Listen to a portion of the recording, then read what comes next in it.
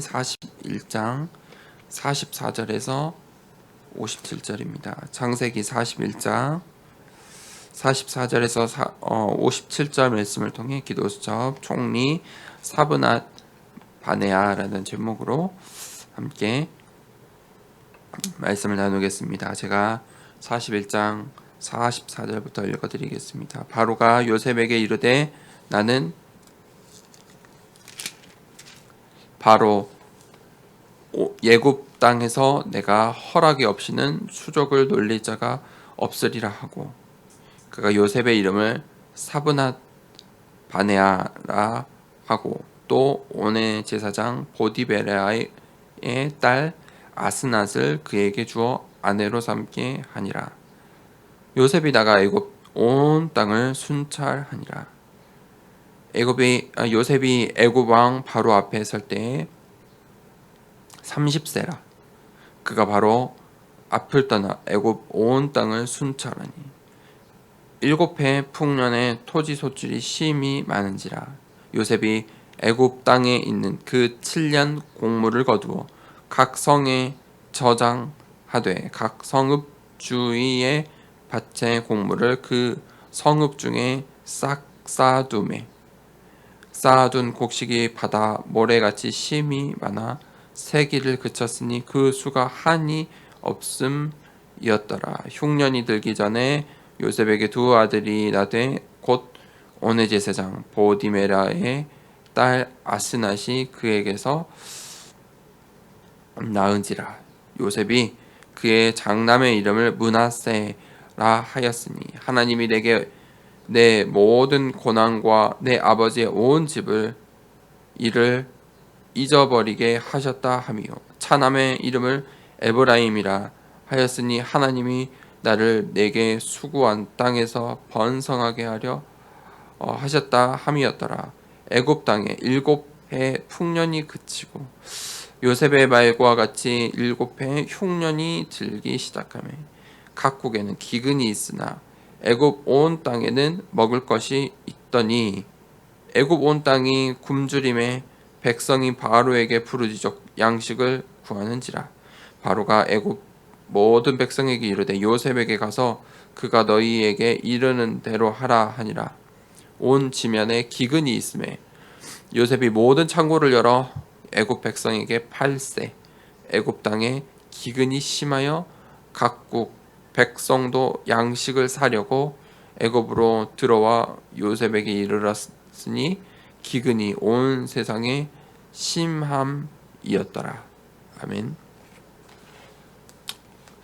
하나님께서 이 17살의 나이에 이 요셉에게 언약의 꿈을 주셨습니다. 그리고 요셉이 그 언약의 이정표 따라 그의 어려움 가운데서도 그 언약의 꿈을 따라 오늘 이 총리 자리에 이르게 되었습니다. 30세에 총리의 응답을 받은 것입니다. 바로 왕이 바로 왕에게 30세의 나이에 답을 주었고, 그리고 또 7년 흉년과 7년 기근이 있을 때에는 온 나라의 각국의 백성들이 다 요셉 앞으로 나와왔다는 것입니다. 이렇게 전 세계가 재앙이 닥치는 그때에 하나님은 오직 복음으로 재앙을 막을 요셉을 준비하셨습니다. 재앙을 통한 이 세상과 사탄의 공격 앞에서도 오직 복음의 결론을 가진 요셉 한 사람으로 모든 사람이 하나님이 살아 계심을 보았습니다. 이 바로 왕이 요셉에게 사브낫 바네아라는 이름을 주었습니다.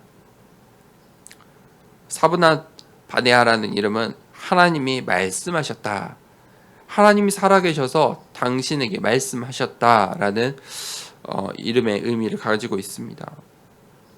불신자가 바로 왕이 온 세상 사람들이 요셉을 통해 하나님의 말씀이 하나님이 살아계셔서 그 하나님의 말씀이 성취됨을 보게 되는 것입니다. 그리고 결국에는 요셉에게 주신 언약의 꿈처럼 요셉의 형들, 요셉의 가족들이 그 언약이 성취되는 이 언약의 여정을 보게 되는 것입니다. 하나님이 살아계시구나. 하나님께서 주신 저 요셉에게 주신 그 꿈이 정말 성취되는구나.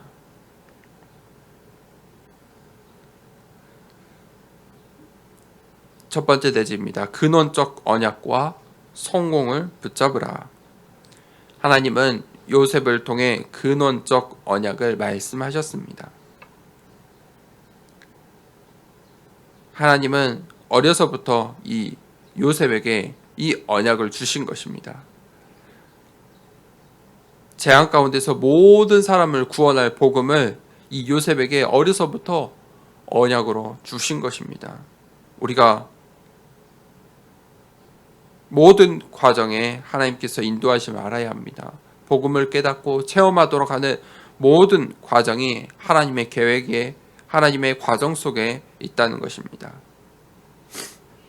그리고 하나님의 말씀을, 하나님께서 우리에게 주신 언약을 반드시 성취하신다. 성취하시는 하나님임을 우리가 기억해야 합니다. 하나님께서 그 언약의 여정 가운데 있을 때 언약의 영적인 힘을 주시고 재앙이 임한 세상을 살리는 근원적인 성공의 축복을 허락하십니다. 요셉으로 말미암아 재앙 시대에 사각지대가 되어 이 기근에 고통받는 시대가 되어야 하는데 그 재앙지대 사각지대가 요셉이 붙잡은 꿈으로 말미암아 황금어장이 된 것입니다. 모든 사람에게 찾아가지 않아도 온 세계의 백성들이 배고파서 이 요셉 앞으로 나아오는 것입니다. 그것이 두 번째입니다. 근원적인 미래를 붙잡으라. 하나님께서 이렇게 언약을 반드시 성취하십니다. 그것이 근원적 미래입니다. 하나님의 언약의 성취의 대열 속에 있기만 하면 됩니다. 그 대열이 무엇입니까? 237 나라를 치유하고 살린 바로 세계 복음화입니다. 요셉은 어릴 때부터 이 확신을 가지고 있었습니다. 모든 기준이 언약의 꿈, 그 속에 있는 세계 복음화 속에 있었습니다. 시대에 닥친 재앙도 이 복음을, 오직 복음을 막을 수 없습니다. 그 재앙은 오직 복음으로만 막을 수 있습니다.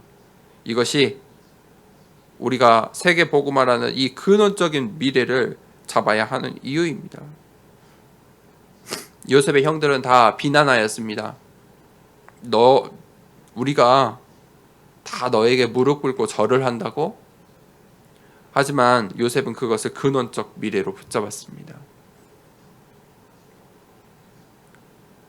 요셉은 평상시에 이 재앙을 막을 근원적인 힘과 응답을 누리는 깊은 기도의 힘이 있었습니다. 요셉은 어느 곳에 가든지 하나님과 함께함을 누리는 기도의 비밀이 있었다는 것입니다. 요셉처럼 우리가 이 힘을 누리며 누구도 하지 못할 이 시대의 재앙을 막는 응답을 확인하게 될 것입니다. 하나님께 우리가 하나님의 그 절대 주권과 계획을 인정하고 24시 속으로 들어갈 때 반드시 하나님께서 이 시대에 우리의 현장에 오늘의 약속하신 25시의 응답을 주시고 영원의 오늘 요셉이 붙잡았던 그 언약의 꿈, 근원적인 미래 붙잡았던 것처럼 우리에게 또 그 이정표, 미래의 이정표, 근원적인 미래를 붙잡을 수 있는 은혜를 주실 것입니다. 오늘 이 바로 왕이 요셉을 보고 하나님이 살아계셔서 당신에게 말씀하시는구나. 하나님이 살아계시는구나. 하나님의 말씀이 성취되는구나. 요셉의 형들이 요셉에게 주신 그 꿈이 언약이 성취되는구나. 그것을 이 요셉을 통해 볼 수 있었습니다. 그 응답을 하나님께서 오늘 재앙시대 사각지대에 살고 있는 우리에게 황금어장의 축복으로 그 근원적인 축복을 주십니다. 우리가 근원적인 언약을 붙잡고 나아갈 때 하나님께서 근원적인 미래의 축복을 또 주실 것입니다. 이 말씀을 붙잡고 우리에게 주신 언약을 그 이정표를 따라 오늘 걸어가는 하루 되길 원합니다. 이 시간에 같이 기도하겠습니다. 이 시간에 우리가 기도할 때 호흡하며 기도할 때 하나님께서 우리에게 주신 모든 것을 회복하고 언약을 붙잡고 우리의 환경 때문에 언약을 놓치지 않고 또 요셉이 어느 곳에 가든지 그 언약을 붙잡았던 것처럼 우리도 오늘 하루 하나님께서 주시는 그 언약을 붙잡고 그 이정표를 바라보고 근원적인 미래를 바라보고 나아가길 원합니다. 시간에 같이 호흡을 하고 기도하겠습니다. 숨을 크게 먼저 내뱉겠습니다. 크게 들이마십니다. 하나, 둘, 셋, 넷, 다섯. 천천히 내뱉습니다. 편하게 2번 호흡합니다. 들이마시고 내뱉고 들이마시고 크게 내뱉습니다. 끝까지 들이마십니다. 참고 하나, 둘, 셋, 넷, 다섯, 여섯, 일곱, 여덟, 아홉, 열. 천천히 내뱉습니다. 이 시간에 기도합시다. 하나님, 정말 하나님께서 우리에게 주신 근원적인 언약을 붙잡고 정말 하나님께서 우리를 인도하시고 완벽하게 하나님의 말씀을 성취하실 것을 믿습니다. 하나님과 함께하는 24, 25 영혼의 축복을 누리며 근원적 미래의 응답을 받게 하여 주시옵소서. 하나님의 그 미래의 이정표 속으로 하나님 응답하여 주시옵소서. 나를 인도하여 주시옵소서. 이 시간에 함께 기도하도록 하겠습니다. 하나님 아버지,